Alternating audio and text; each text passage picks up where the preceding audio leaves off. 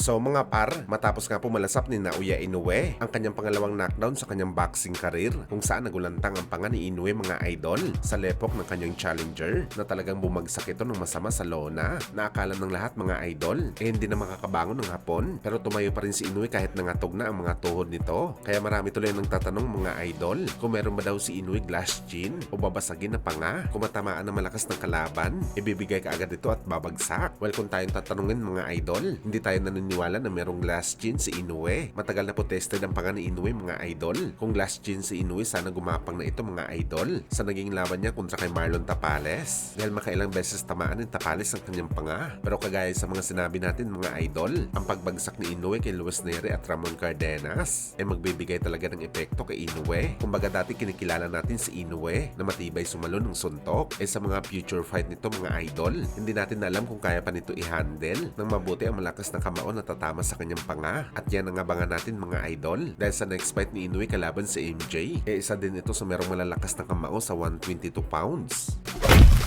Samantala pinagtawanan naman po mga idol ng bagong WBA welterweight champion Rolando Romero ang naging galawan ni Devin Haney sa naging laban nito kontra kay Jose Ramirez. Ano yan mga idol? Akala niya dati si Shakur Stevenson daw ang pinakaboring na fighter sa balat ng lupa dahil marami daw nakakatulog ng mga tao sa boxing venue. Pero ngayon daw mga idol para kay Romero, pag-iisipan daw muna nito ang kanyang sasabihin dahil kasama na daw si Devin Haney sa conversation bilang pinakaboring na boxer sa balat ng lupa. Kumbaga mga idol, may kaagaw na si Shakur sa titulo na to. Sa sobrang boring daw ni Devin Haney mga idol, muntik ka na daw makalimutan ni Romero na may laban pala ito sa boxing event dahil nakatulog daw ito mga idol sa laban ni Haney. At ito ang pinakamatindi mga idol, palagay daw ni Romero, kaya daw hindi nakapag-perform si Ryan Garcia na maayos sa kanilang laban dahil nanood daw ito sa laban ni Devin Haney. Ginaya daw nito mga idol ang galaw ni Boy Ilong kaya matamlay ito sa kanilang bakbakan.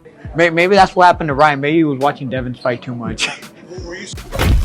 Samantala speaking kay Rolando Romero mga idol, pinag-usapan naman ito ang kanyang susunod na laban. Ano yung mga idol? Down daw siya kahit sino ang kanyang makalaban sa 147 pounds. Rematch daw kay Ryan Garcia, walang problema sa kanya. Kung gusto daw nila i-knockout nito si Devin Haney, ipalag din daw si Romero. Pero kung papipiliin man daw si Rolly Boy, kung sino talaga ang gusto nito makalaban sa kanyang next fight, priority nito mga idol na makalaban ang ating pambansang kamao Manny Pacquiao at ang unified champion na si Jeron Ennis. Lalo na si Pacman dahil isang legend, palag daw si Romero. Well, sa totoo lang mga idol, mas maganda labanan ni Pacman si Romero. Para sa atin mga idol, may palag dito ang Pinoy legend. Flat-footed at mabagal kasi itong si Romero. At isa pa mga idol, sanay si Pacman na lumaban sa ganitong kalaban. Kaya abangan natin to mga idol.